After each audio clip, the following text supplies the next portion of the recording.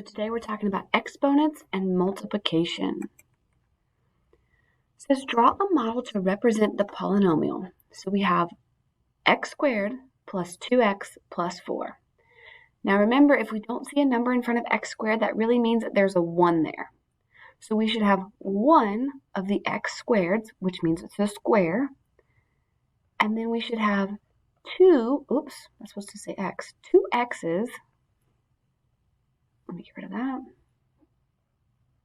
And then we should have 4 numbers. So let's look at this. This can't be it because this says that there should be 2 x squareds, and there's not. There's just 1 x squared. So that's not it. Both of these are correct for x squared, and then we should have 2 x's. Well, this only has 1 x, so that's not it. This one has 2 x's, and then this one also has 4 numbers. So this one is the correct answer. Simplify the polynomial. All right, so we got to go back and combine some like terms here. So I start off with f squared. So I'm going to look for any other f squareds. And remember, when we box them off, we keep the number and the sign in front of it. So if I combine -3, I'll rewrite this, -3f squared plus 8f squared, that would give me 5f squared. Now, if you didn't know that, you could type it in your calculator, but when you type it in, you can only type in the numbers. So if I tried to type in, oops, that's not what I wanted. So if I tried to type this in, I could only type in the -3 plus 8. I would not type in the f squares or else it wouldn't work for me. So -3 plus 8 tells me it's 5, and we just keep our letters the same. So we would get 5f squared, and then we would look back at our equation. We have plus 5f, and then we're looking for other f's, and we have a positive 7f. So we're going to go over here and we're going to do 5f plus 7f. Now, if you wanted to type that in your calculator, you can't do the f's. You would just do 5 plus 7, and that gives you 12 f's. So I'm going to go ahead and add that on to the end here. So plus 12f, and then I have a -3 and a positive 2. So -3 plus 2, that's a -1. And so this is my simplified polynomial. All right, so add or subtract. Now remember, when we see these parentheses, we got to double check. We have to double check the sign in between them. We always want to distribute that sign to everything after the inside the parentheses. But since it's a plus sign, in this case, we don't actually change the sign of anything. So we're just going to rewrite this without the parentheses. The -7x stays -7x squared. The positive 2 stays positive 2x, and the -3 stays -3. When you have that plus sign in the middle, you don't change any of the signs. And then we're going to combine like terms. 4x squared minus 7x squared. That's a -3, and then you just keep the x squared the same. Then we're combining, we have positive 5x's and positive 2x's. 5 plus 2 is 7, and you just keep the x the same. And then we have a positive 1 and a -3. That would give us a -2. So this is our answer when we add them. Remember, you can't add x squareds with x's. Those are not like terms, so you are done. All right, again, we're going to check that sign in the middle first. Since it's a negative, when I distribute it to each of the things in the back parentheses, I have to make sure I change the sign. So since 6x squared, since there's not a sign right in front of it, that means we assume it's positive, because if it was negative, it would have a minus sign. So 6x squared is positive, but when I distribute this negative to it, it's going to make it a -6x squared. And then -6x, it gets changed to positive 6x. And then positive 3, when I distribute that negative, gets changed to -3. And now as far as this stuff, I'm just going to bring it straight down. And then I'm going to start combining like terms. I have 3x squared, so I'm looking for other x squareds, and I have a -6x squared. And that would be -3, and then you just keep the x squared the same. And remember, if you get to something like that and you're not sure what it is, you can always go over here and you can type it in without the letters. So 3 minus 6 is -3. And then you just put the letters back on. Next, I see a -9x. I'm looking for other x's. And there's a positive 6x. -9 plus 6 would be -3, and then I just keep my x the same. And then I have a -4 and a -3. That would be -7. And that is my final answer. I can't combine it down any further. Write the perimeter of the figure as a polynomial. Simplify. Okay, so perimeter means add up all the sides. So I'm going to write all this out first. I'm going to write this one down first. So this side is 3x plus 1. Oops. And then I'm going to write this one. This is plus 2x. And then this is plus 3x plus 1. And I know I'm putting a plus sign in the middle because I'm adding them all up. So that's why I'm putting those plus signs in the middle. So once you have it all written down, then you can go ahead and start combining like terms. 3x plus 2x plus another 3x plus another 3x. That's 3, 6, 9, 10, 11. That's 11 x's. And then I have a, oops, I should do that a square. A positive 1 and another positive 1. That makes 2. So that's my final answer. The area of room A is this. Room B has an area of this. If room A is larger, how much greater is the area of room A than the area of room B? So let's give this simple numbers first, because sometimes it's hard to think about with all these x's. But if I had just said that room A was 10 feet and room B was 6 feet, and I wanted to know how much greater, I would subtract those, and I would be able to say that room A is 4 bigger than room B.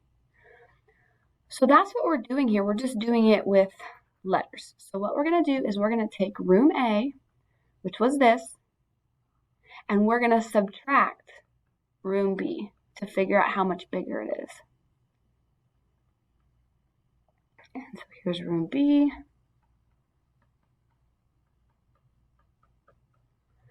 Okay, and remember, since we have this subtraction sign in the middle, we have to make sure that we distribute it and we change the sign of everything in the parentheses after. So the 8x squared is going to become a -8x squared. The positive 6x is going to become a -6x. And the -1 is going to become a +1. And I'm just going to bring this part straight down. And I don't need the parentheses around it anymore. Okay, and then from here we're going to combine our like terms. 5x squared minus 8x squared. 5 minus 8 is -3, and you just keep the x squared the same. Then you have -7x minus 6x. That's going to be a -13, but let's say that you don't know that one off the top of your head. You can always type it in, -7 minus 6 without the letters, and then just put the letter back on your answer. So that's -13x. And then we have a -6 and a +1. That would be a -5. This would be how much bigger it is. In the expression -2x minus 3x squared plus 5, what is the coefficient of x? Well, coefficient is just a fancy math word for the number attached to a letter. So if I want the coefficient of x, I'm going to find x, and whatever number is attached to it is the coefficient. And you got to make sure that you keep the sign in front. So this is a -2. That's my coefficient on x.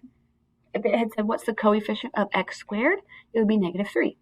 And if it had said, what's the constant is a number without a letter, so it would have been 5. Write the expression using a single exponent. Okay, so this goes back to our rules of exponents. And in our rules of exponents, if we multiply with the same base, we can add our exponents. That was a shortcut. Let's say that you forgot that shortcut though. You could rewrite 2 squared as 2 times 2. And then you can rewrite 2 to the 4th as 2 times 2 times 2 times 2 4 times. And then there's a multiplication symbol right in the middle. So if you just add all these up, that's 1, 2, 3, 4, 5, 6. That would be 2 to the 6th power.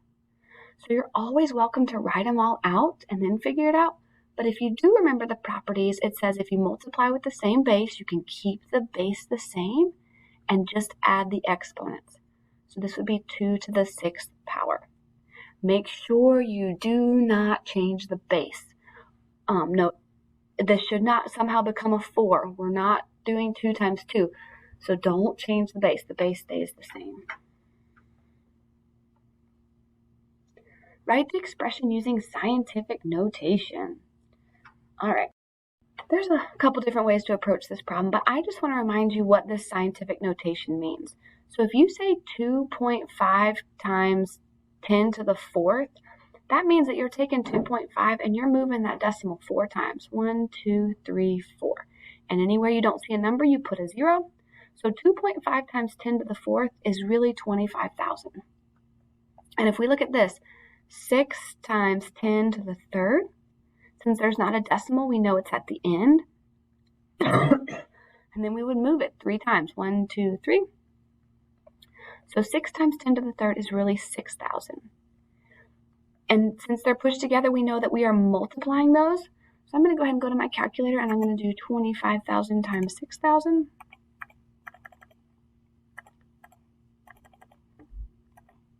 And that equals, let me write this down.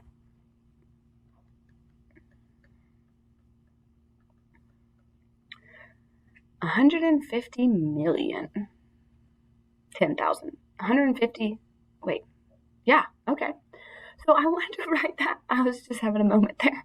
I want to write that in scientific notation. And for it to be in scientific notation, remember the decimal has to be after the first number that's not 0. Originally, my decimal's back here, so I'm going to count how many times I have to move it to get it there. 1, 2, 3, 4, 5, 6, 7, 8. I have to move it 8 times to get it there. So this is 1.5 times 10 to the 8th.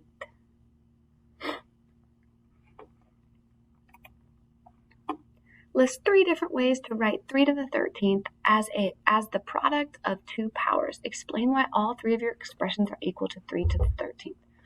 So a product of 2 powers means that we want to multiply 2 different things. The word product means multiply.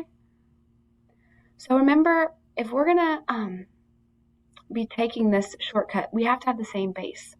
And if you have the same base, you can add your exponents together.